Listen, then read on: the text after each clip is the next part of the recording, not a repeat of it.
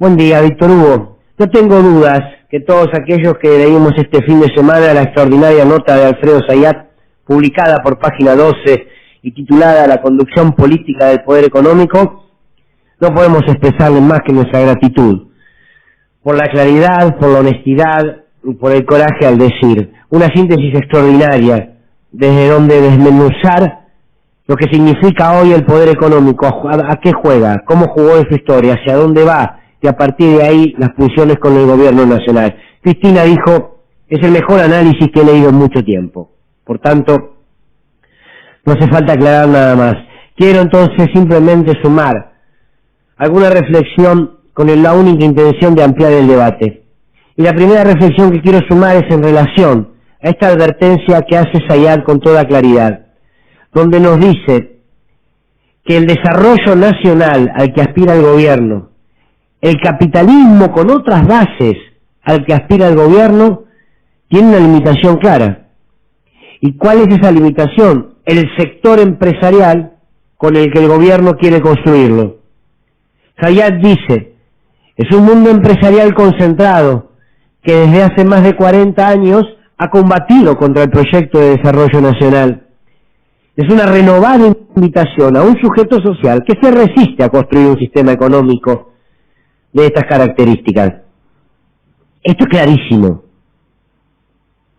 Los actores, para decirlo de otra manera por si hace falta, los actores a los que se desea sumar o se pretende sumar por amor o por necesidad, poco importa a esta altura, no han demostrado en toda la historia ni el más mínimo interés de hacerlo. Por lo tanto, uno se pregunta, ¿por qué entonces se insiste? Por ingenuidad, insensatez, soberbia, negación de la historia. ¿Por qué se insiste? O quizás porque no existe otra posibilidad, porque son los únicos actores posibles que nos quedan.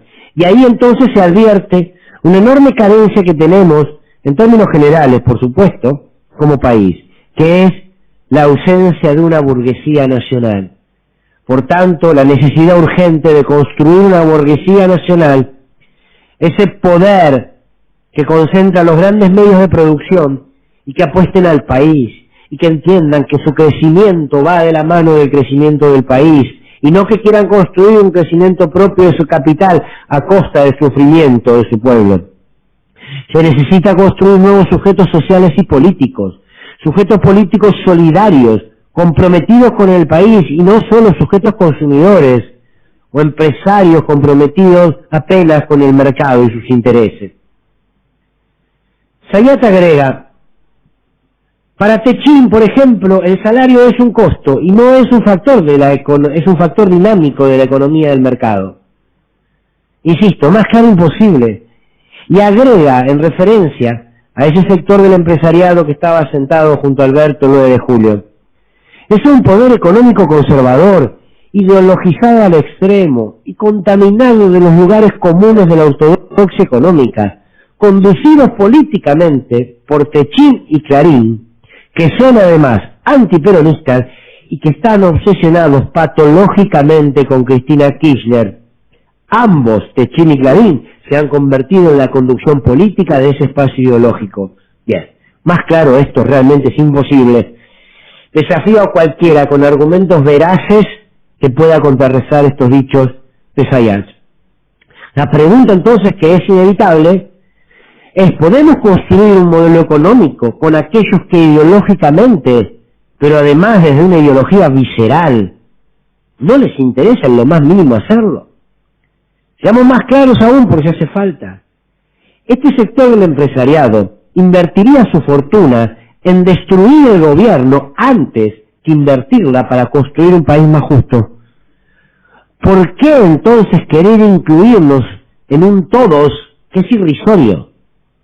Muchos dirán, porque los necesitas, porque tenés que tenerlos cerca y conducirlos. Bueno, perfecto, lo acepto. De ser así entonces, a conducirlos de una vez.